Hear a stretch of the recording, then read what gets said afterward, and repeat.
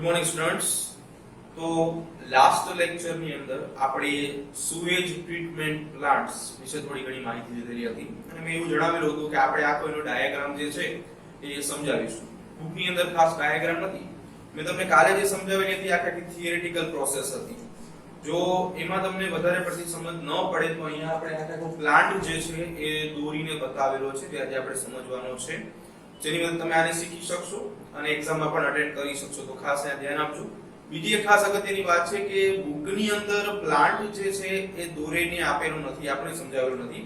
આ માત્ર સમજણ ખાતર છે, તમે સમજી શકો એના માટે છે.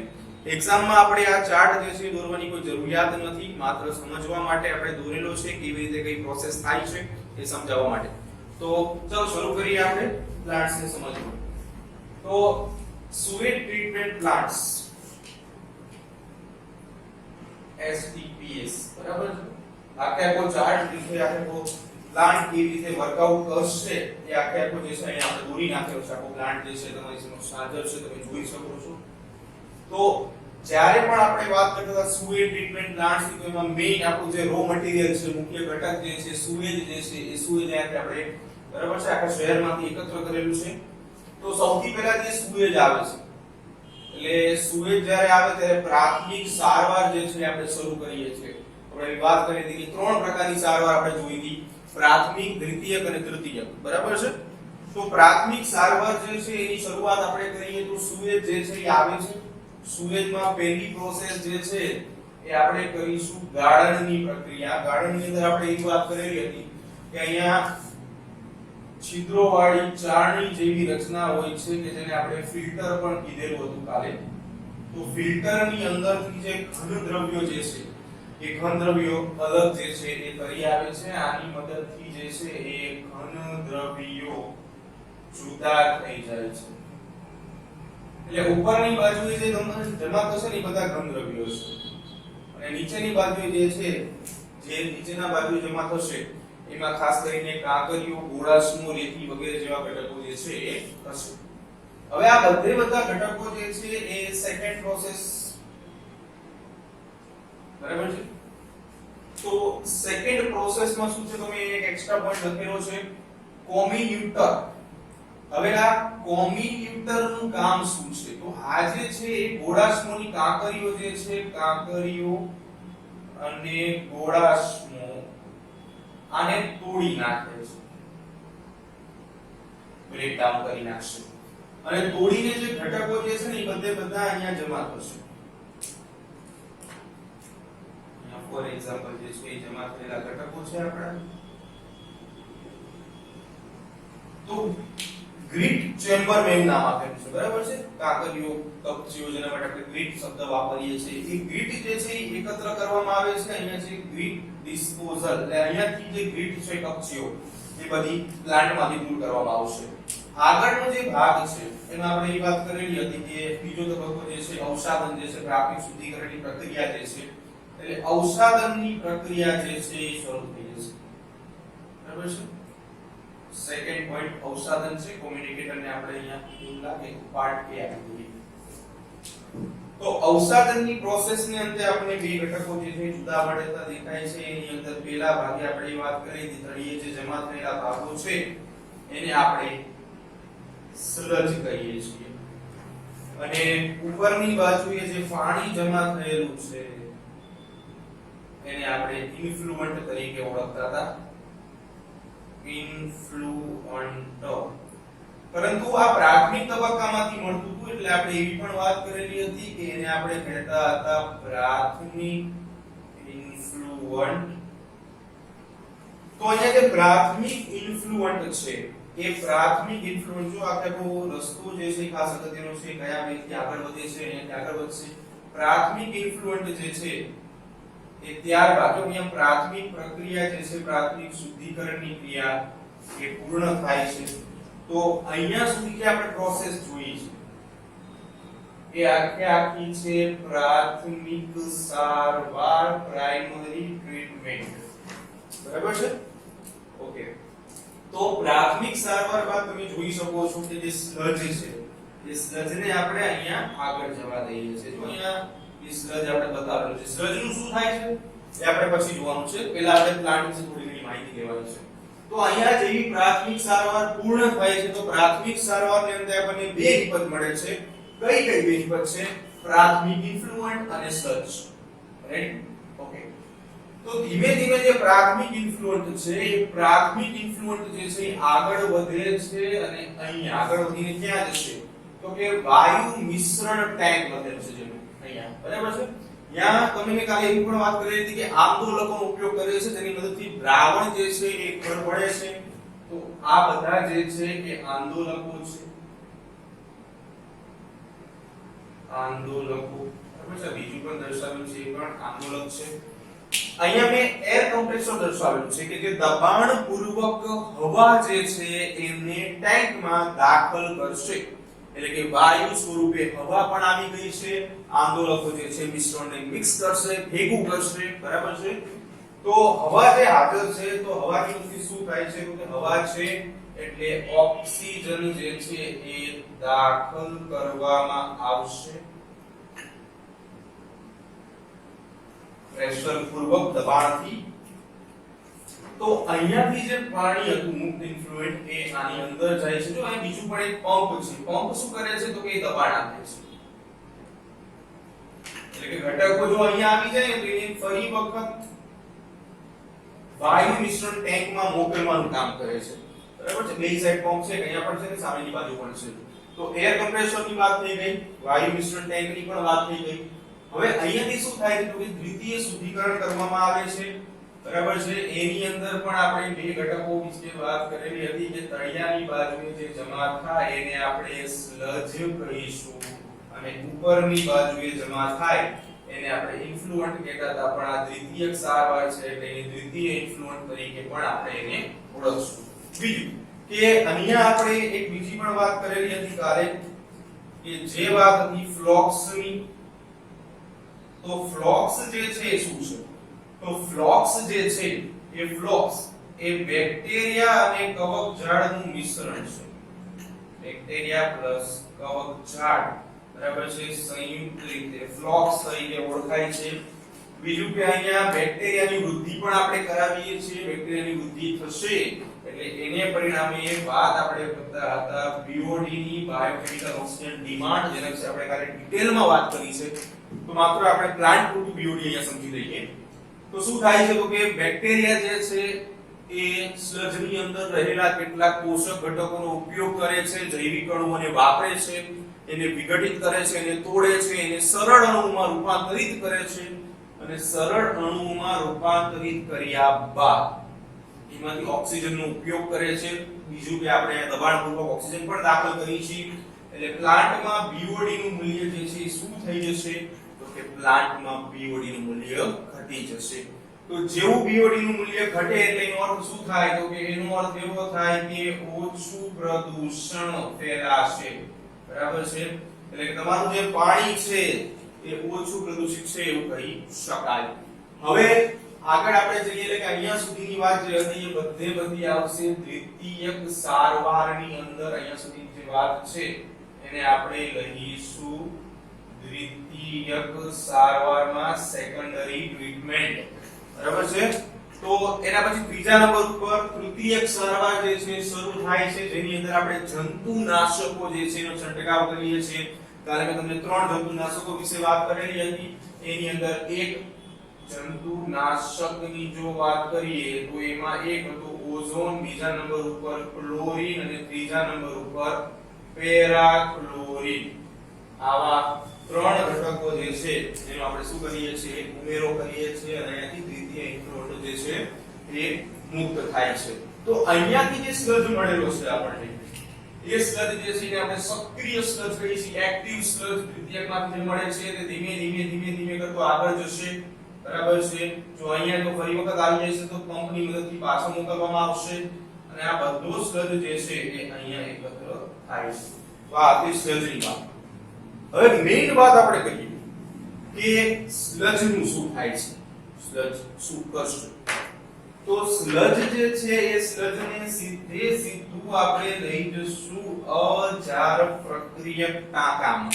મેં અહીંયા અલગથી અજારક પ્રક્રિયક ટાંકો જે છે એ પણ દોરેલો છે કે જેમાં અહીંયાથી આપણે સ્લજને દાખલ કરીએ છીએ, અહીંયાથી સ્લજ જે શું થઈ જશે, દાખલ થશે, સ્લજ જે છે તે જમા થશે અને ત્યારબાદ એમાં અજારક શોષણની ક્રિયા થશે. જો અહીંયા મેં કીધેલું છે અજારક પ્રક્રિયા ટાંકો. આપણે હમણાં બાયોગેસ વિશે વાત કરીશું તો બાયોગેસની અંદર ઓક્સિજનની જે માત્રા છે એ 0% છે. એનો અર્થ એવો થયો કે શું છે, અજારક છે. એટલે અહીંયાથી શું મળશે, બાયોગેસ મળશે, જે આપણે રાંધણ ગેસમાં ઉપયોગમાં લઈશું અને સાથે સાથે પ્રકાશ ઊર્જા મેળવવા માટે પણ તેનો વિપુલ માત્રામાં આપણે ઉપયોગ કરશું. પ્રશ્ન એવો છે કે તળિયે રહેલા સ્લજનું શું થાય, તો કે જે વિઘટિત થઈ ગયો છે, કોવાઈ ગયો છે, એ સ્લજનું શું થશે? તો એ સ્લજ જે છે, આ સ્લજ જે છે એ સ્લજનું શું થાય છે, તો કે આ સ્લજ જે છે એ ખાતર માટે ઉપયોગી બનશે.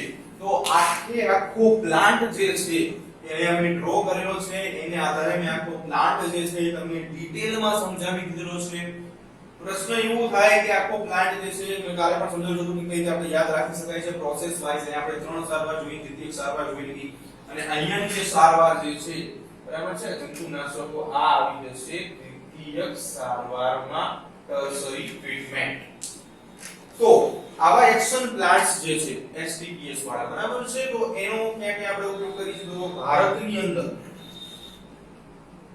ભારતમાં ગંગા એક્શન પ્લાન્ટ અને બીજા નંબર ઉપર વાત કરીએ તો યમુના એક્શન પ્લાન્ટ. આ બે જે છે સક્રિય પ્લાન્ટ્સ છે બરાબર છે. પવિત્ર નદીઓ છે ભારતની ગંગા અને યમુના, જેને આપણે પૂજીએ પણ છીએ. તો આ જે નદીઓ છે એની અંદર જે સીવેજ જે છે, સુએજ જે છે આપણે જેને કહીએ છીએ, એ વધુ પડતું દાખલ થવાને પરિણામે એના પ્રદૂષણની માત્રા જે છે એ વધતી જાય છે બરાબર છે. ગંગાનું જે ઉદ્ભવ સ્થાન છે ત્યાંથી જોઈએ તો ગંગાનું પાણી એકદમ ચોખ્ખું જોવા મળે છે આપણને, પણ જેમ જેમ એ ઉત્તર પ્રદેશમાંથી શરૂ કરીને જ્યારે બંગાળ સુધી પહોંચે છે અને બંગાળાની ખાડીને મળે છે તો એ સમયે એનું પાણી જે છે એ ખરાબ થઈ જાય છે. એનું કારણ એવું છે કે ઉત્તર પ્રદેશની અંદર રહેલા જે ચર્મ ઉદ્યોગો છે, આના સિવાય કેટલાક સીવેજ નામનું પ્લાન્ટ્સ જે છે એ બધાને પરિણામે કચરો જે છે નદીઓમાં સીધો ઠાલવવામાં આવે છે. તો એની જગ્યાએ આવી રીતે દ્વિતીય ઇન્ફ્લુઅન્ટ જે છે એનો પ્રશ્ન એવો થાય કે આ દ્વિતીય ઇન્ફ્લુઅન્ટ નું કરવાનું શું, તો એને સીધો કોઈ જળ સ્ત્રોતમાં જે છે આપણે દાખલ કરી શકાય અને એની અંદર પ્રદૂષણની માત્રા જે છે એ ખૂબ જ ઓછી થઈ જાય.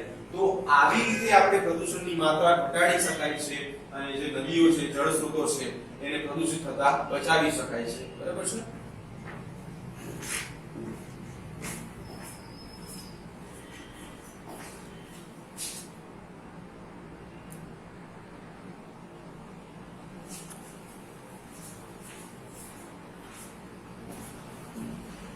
ઓકે સ્ટુડન્ટ્સ, તો નેક્સ્ટ ટોપિક ઉપર વાત કરીએ આપણે. તો આપણો આગળનો ટોપિક છે બાયોગેસના ઉત્પાદનમાં સૂક્ષ્મ જીવો બરાબર છે. મેં અહીંયા બાયોગેસ પ્લાન્ટ ઓલરેડી દોરી લીધો છે એટલે આપણો ટાઈમ થોડો બચે. તો હવે આપણે બધી વાત કરી સુએજ ટ્રીટમેન્ટ પ્લાન્ટ અને પહેલા આપણે જોયું બાયોગેસની અંદર સૂક્ષ્મ જીવો કેવી રીતે ઉપયોગી છે.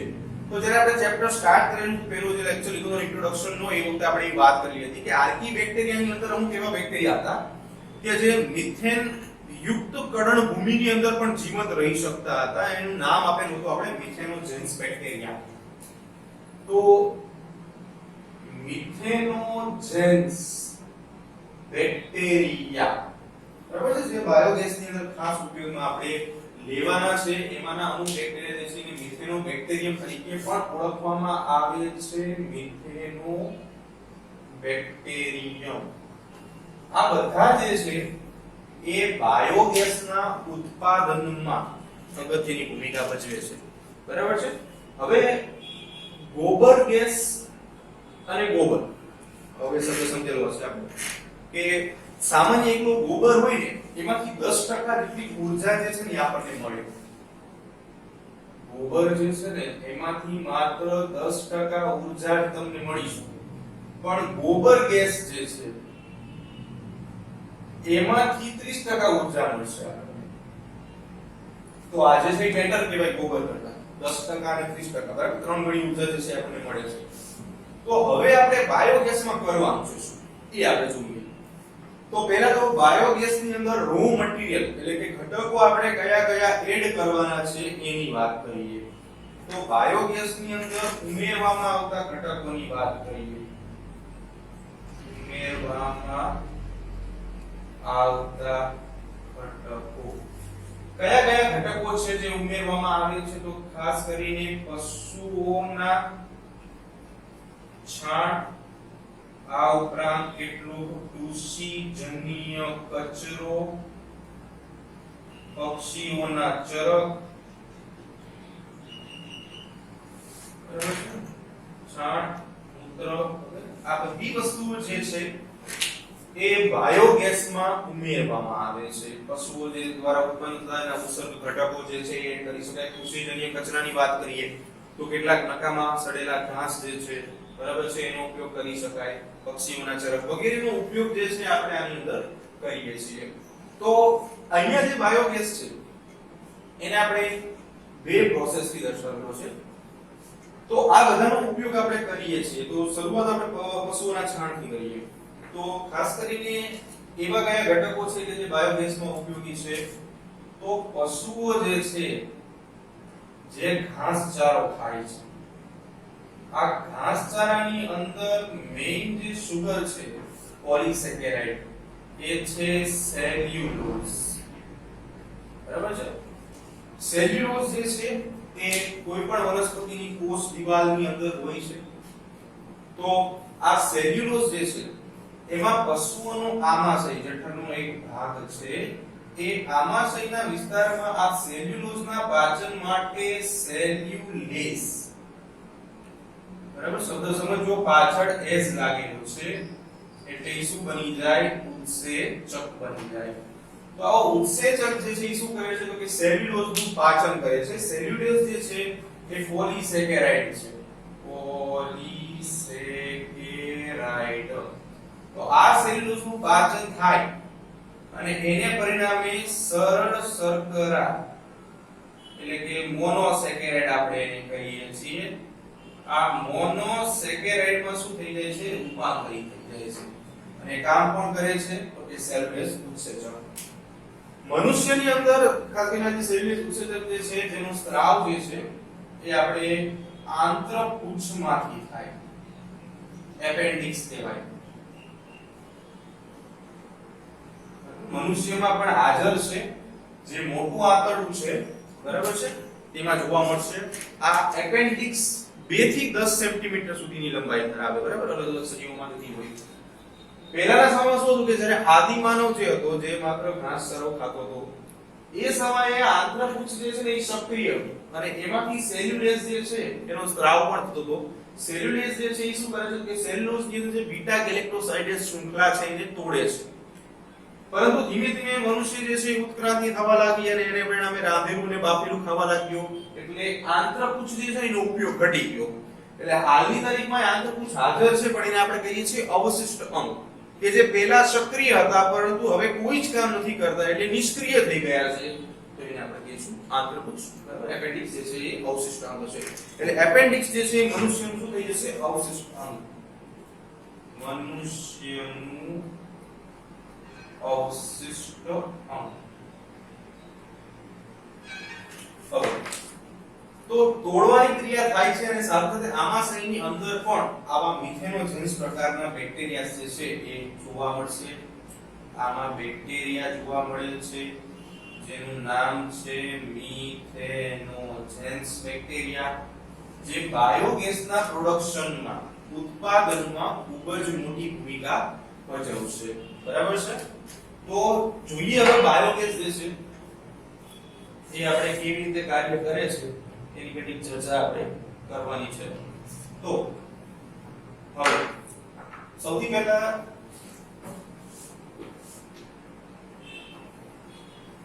આપણે થોડું પ્લાન્ટ વિશેની માહિતી લઈ લઈએ કે બાયોગેસની અંદર કઈ કઈ પ્રક્રિયાઓ જે છે એ આપણે થાય છે.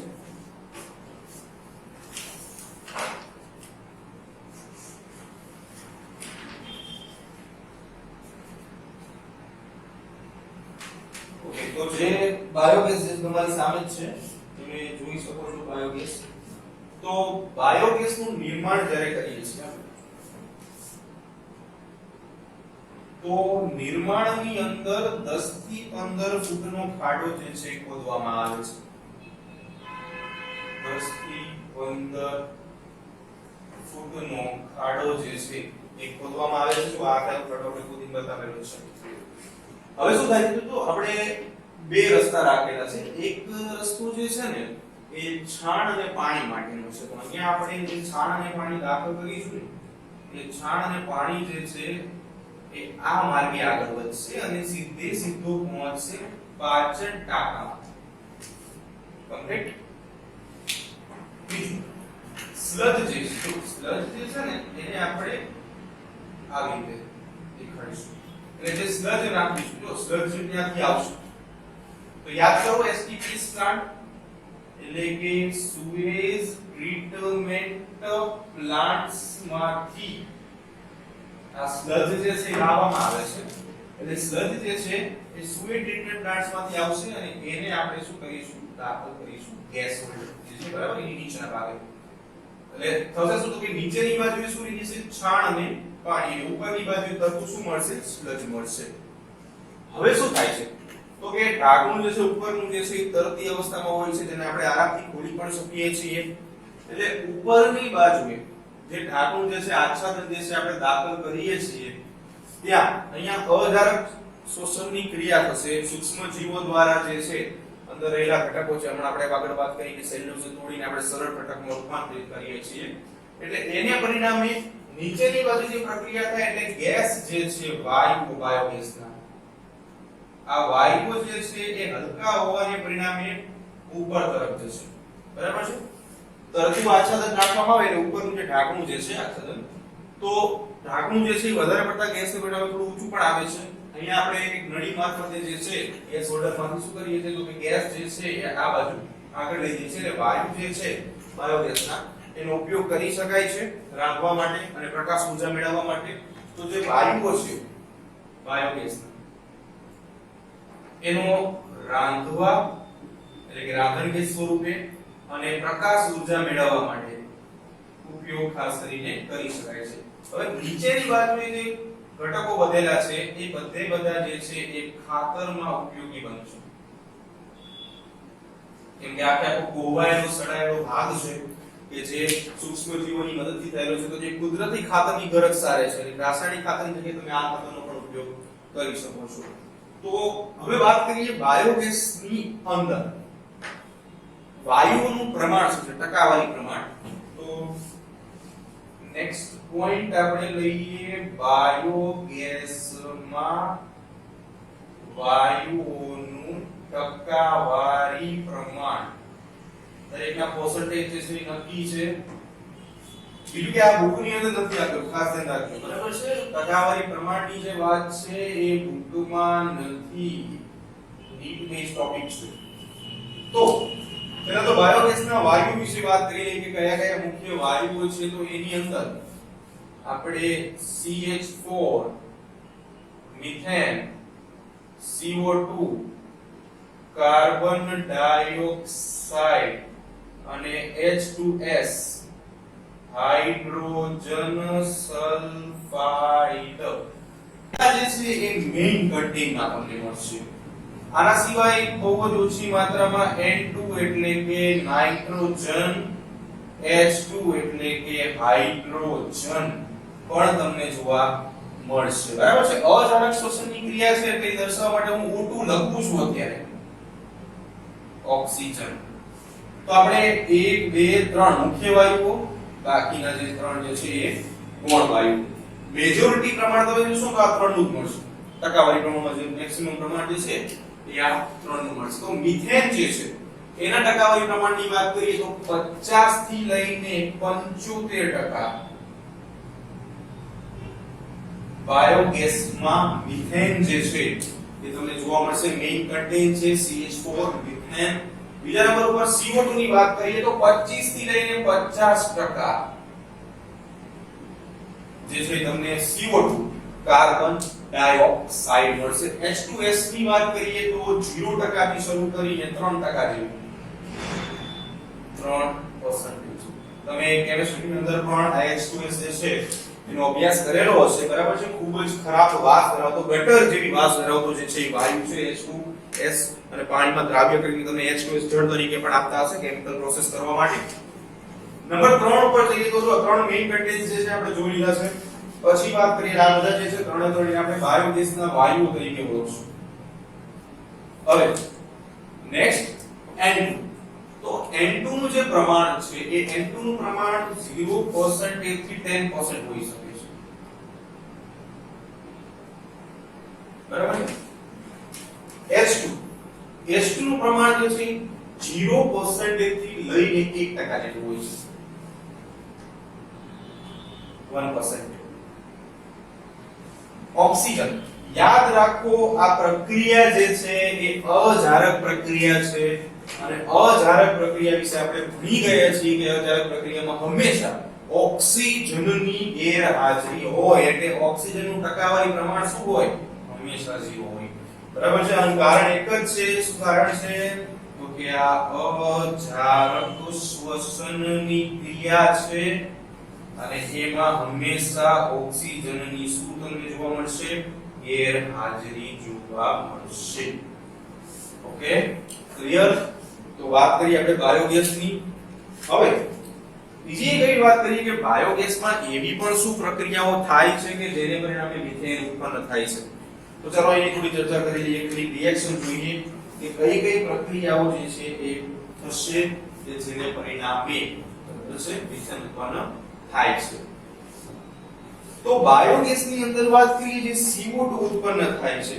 એ CO2 અને H2 બે ભેગા થઈ જાય જો અહીંયા આપણે એક જગ્યા છે દર્શાવી દઈએ CO2 H2 બે ભેગા થાય એટલે CH4 અને H2 એટલે કાર્બન ડાયોક્સાઇડ અને હાઇડ્રોજન બંને ભેગા થવાથી તમને ત્યાં મિથેન અને પાણી જે છે એ મળશે તો જોઈએ તો અહીંયા હાઇડ્રોજન જે છે એને આપણે સંતુલિત કરીએ કેમિસ્ટ્રીની ભાષામાં અહીંયા હું 4 કરી દઈએ બરાબર છે તો 8 થઈ જાય અહીંયા ઓલરેડી 4 છે બે ઓક્સિજન છે તો અહીંયા સંતુલિત કરવા માટે આપણે બે મૂકશું તો આવી પ્રક્રિયા જે છે એ બાયોગેસની અંદર થશે CO2 જે છે એનું રૂપાંતરણ છે એમાં થઈ જશે મિથેનની અંદર કે જે મેઇન કન્ટેન્ટ છે બીજું કે આના માટે કેટલીક સંસ્થાઓ જે છે ગ્રામ્ય કક્ષાએ વાત કરીએ તો પણ જવાબદાર છે તો એ સંસ્થાઓ વિશે પણ આપણે વાત કરી લઈએ તો પહેલા આપણે વાત કરીશું IARI